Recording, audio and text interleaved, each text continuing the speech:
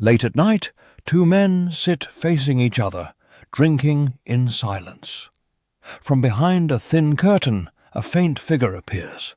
Then the soft sound of a kin begins to drift through the room, slow and haunting. The curtain lifts just slightly, and for a brief moment, a young woman's face is revealed.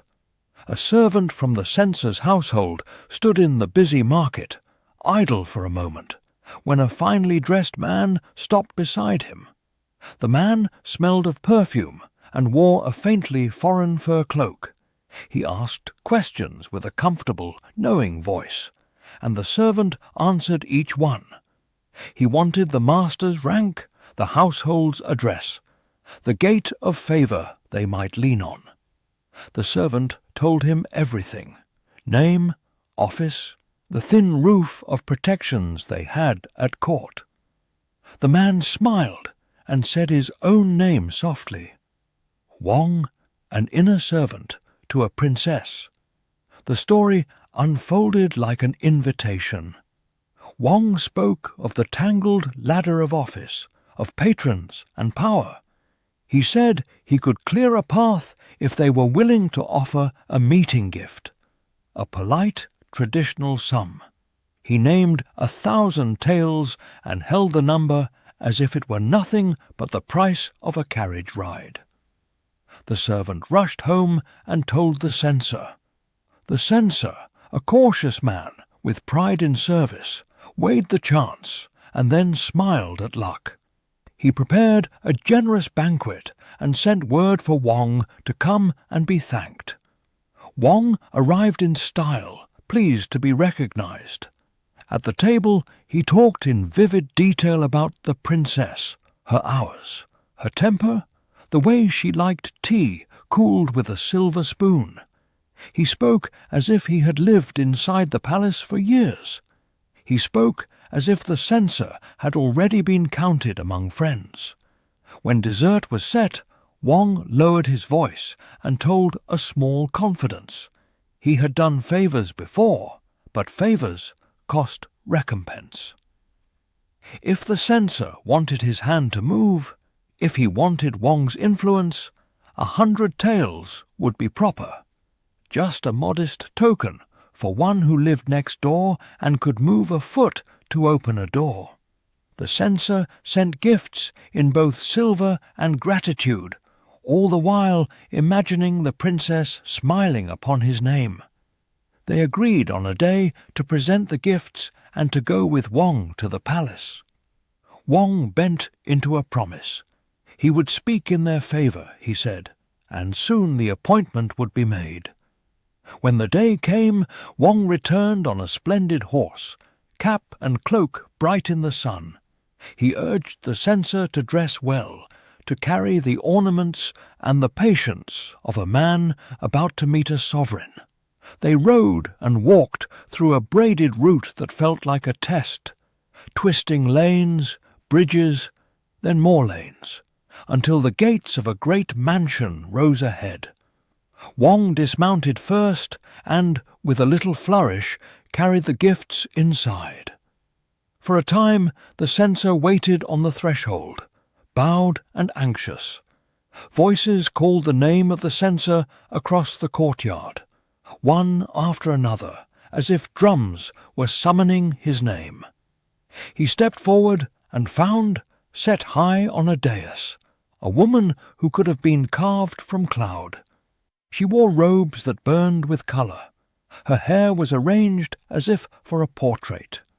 Attendants in brocade held themselves like carved pillars. She bade him sit beneath the eaves on a seat offered with ceremony and poured him tea from a golden cup. Her words to him were courteous, almost warm. When he rose to bow and withdraw, servants came forward bearing a gift: satin boots and a sable hat, tokens of favour. The censor left the gate smiling as if he had touched a corner of empire. After he returned, gratitude rippled through his home. He wrote a polite note and took a card of thanks to Wong's door, eager to repay a man who had taken him into the palace. The gate was shut. The house was empty. No servant answered. For 3 days the censor came and found only silence. Curious, he sent a messenger to the princess's mansion. It, too, was closed tight. The neighbours said what they knew. No princess had ever lived in those rooms. A few people had rented them for a short time and left 3 days ago. The messenger returned with that strange, hollow answer. The censor and his household stood in a slow, gaping confusion. The satin boots and sable hat were real, true gifts, born from a false theatre. The man who had promised access was gone. The doors behind which the court had been staged had all been rented sets, emptied and swept. The story spread. In the next town, a vice-general arrived in the capital with a chest of coin and ambition tucked inside. He wanted promotion and rank, but had no sure path to fame. One day, a rider in a fur robe, a man with a keen, soft voice, called on him. This man, too, said his household reached into the palace. His inner brother, he claimed, was an attendant close to the emperor. Tian, an influential man who could speak in the imperial ear. If the vice-general would pay what was proper, the man promised to put the word forward, to nudge a place and a title toward him. The vice-general was sceptical. The man fell into an easy explanation. He wanted only a small share for trouble, just a few coins to stir the machinery. He asked for guarantees. They would sign a paper. The vice-general would not pay until the promise had been kept. The man would first take pledges, then help arrange a summons. They agreed on a price that in their world seemed reasonable, and the man left with a signed note that bound the officer to pay 10,000 taels if the plan went forward. 2 days later, strangers ran toward the vice-general, crying he had been summoned to the palace. He hurried to the Golden Hall and found himself before the emperor and the grand assembly in a moment that felt like a dream, made into daylight. He fell to his knees, shouted the customary words of reverence, and rose to words of praise. The emperor, after a few gracious lines, looked at his ministers and spoke of the need for a brave hand on a dangerous border. He spoke of assignment and trust. He promised that a dispatch would be issued soon. The vice-general left the court with his heart swollen, certain his fortunes had turned. Within days, the fur-robed man returned. He presented the signed contract, collected the sum that the paper had bound the vice-general to, and rode off. The officer waited for the official commission with the patience of a man who had seen his name move in the universe. News moved in unexpected ways. The 2 months that followed brought word that the vacancy had been filled by another. The vice-general, furious and humiliated, stormed into the Bureau of War to demand an explanation. He told the story of the emperor's words, of the hall, of the golden cup and the warm praise. Instead of sympathy, he found suspicion.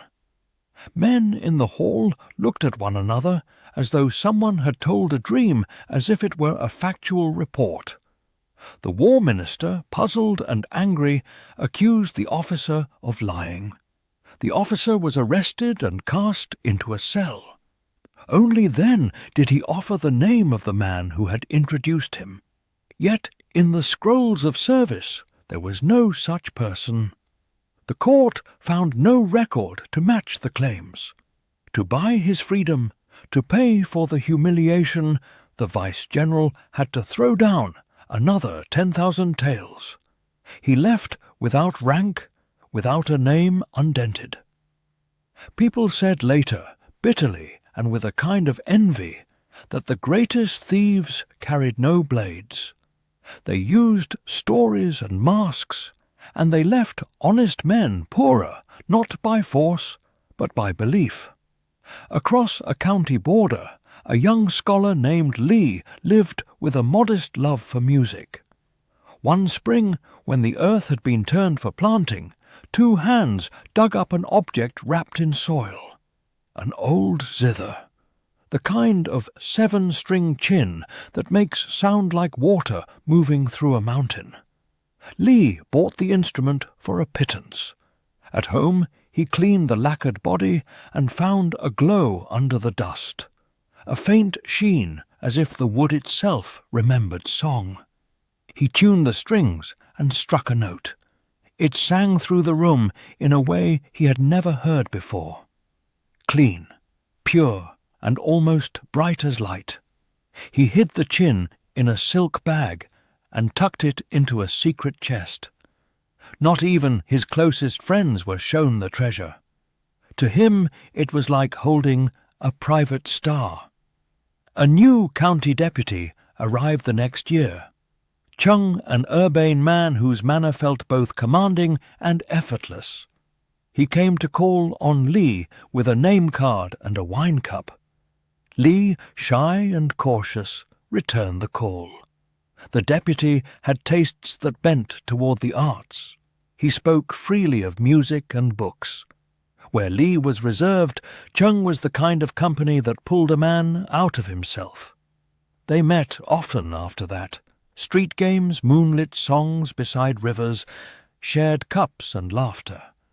The deputy revealed that he too knew the chin. One night, Li caught sight of a small bundle on Cheng's table wrapped in silk. When Li plucked it free, its cord was a familiar weave. Cheng's eyebrows rose in surprise and challenge. Cheng played a piece called You Wind, a rolling tune with light fingers that made Li feel as if his body might float. Li was moved, and he begged Cheng to teach him. In time, Cheng became both friend and teacher. He guided Li through technique, pressing into the young man a confidence he had never claimed before. Yet Li still kept his treasured chin hidden. He played for company with ordinary guzheng-like instruments, but in his chest the ancient instrument remained unshown. One evening, when the wine warmed them, Cheng said he had learned a new piece, a haunting melody named Xiang Fei. He asked Li to bring the secret chin, to let its voice lift that night. Li, dazzled by the promise, fetched the hidden instrument, wrapped in its bag and smelling faintly of old wood. Cheng unwrapped the chin, wiped its strings with the sleeve of his robe, and placed it near the curtain that hid his inner chamber. He told a story. His wife was skilled in music, but virtue and custom kept her behind a screen. If Li would only listen from the outer room, she might play across a curtain. It would be a private, refined entertainment, a rare crossing of art and modesty. Li agreed. The curtain stirred, and a faint perfume drifted out. Then, from within, came a playing unlike any he had heard, delicate, with notes that fell like small lights and rose like breath. Li felt the room tilt. His hands went cold, and his heart quickened in a way he had never known. When the piece finished, the curtain parted a little, and a face flashed. An astonishing woman, young and beautiful, more breathtaking than any painting. Cheng called for more wine and urged Li to drink. The music grew, first a love song like the throb of strings, then a lonely lament, then a piece that seemed to make the air shimmer. Li drank until his head swam, his senses dissolving into the sound. When he rose to go, he begged, hands shaking, for the old chin itself. Cheng only smiled and warned him he was drunk, that a fragile instrument should not be carried on a stumbling path. "Come tomorrow," Cheng said, and his wife would play the chin again. Li arrived the next morning to find Cheng's home asleep and the gate empty. A long-time servant opened the door and told him the household had left at dawn, wife and servants, possessions and all, and had said they would be gone 3 days. The county was puzzled. The officials pried into the rooms. They found nothing gone but a few cups and the curtains. The bed was empty, the paper windows unmarked. Days passed. The deputy did not return. The officials reported to the prefecture and then to the province, and still no one could say where Cheng and his family had gone. Rumours in the market grew like vines. Some said Cheng had been a Taoist in disguise who could play the chin and rumoured to turn bronze into gold. Some said he had used music and a beautiful woman like a curtain with a knife to take what he wanted. Li, who had lost his beloved chin, travelled to the deputy's home province in search of answers. Li found, by patient inquiry and by asking the right neighbours, that no man named Cheng had served as deputy there. They pointed him instead to a wandering Taoist who had once passed through, who played chin by the road and taught a magic of metal and balance. 3 years earlier the Taoist had vanished, leaving only talk of strange talents and a habit of borrowing and not returning. Everything clicked into a slow, bitter picture for Li. Cheng had been a charming actor, a man who could teach technique by day and stage beauty by night. He had courted Li's admiration for a year, then slowly coaxed the secret instrument into the light, then used music and a theatre of charm to make Li drunk, wanting, and careless. When a chance came, he and his household left, gone in the sleeping hours, leaving only the memory of a lacquered string and the perfume of a woman who had not been a wife at all, but a staged presence in a story. Li understood, with the hard clarity of loss, that the theft had been the work of design. Not a blade, not a single violent theft, but a labour of staging, of performance, of time. Cheng had not taken the chin in a single flash. He had lived alongside Li, learned his habits, and then drawn the instrument out, until the moment it was safe to go. Across these towns and the wide roads between them a pattern showed, men who built trust like houses. They rented rooms with silk and candles. They wore furs, furled their stories like banners, and named friends whose names lived only in their mouths. They promised honour and then took gifts. They made a summons appear like a conjured card, then took the money owed to secret networks. They taught music, and then taught the hunger for beauty that would make a careful man careless. People began to tell these stories as warning and as wonder. The cleverness of the swindlers was admired and cursed in equal measure. Some said they were artists of deceit, masters of stagecraft. Others said they were criminals in gentler clothes, thieves who stole not by force but by leading hearts.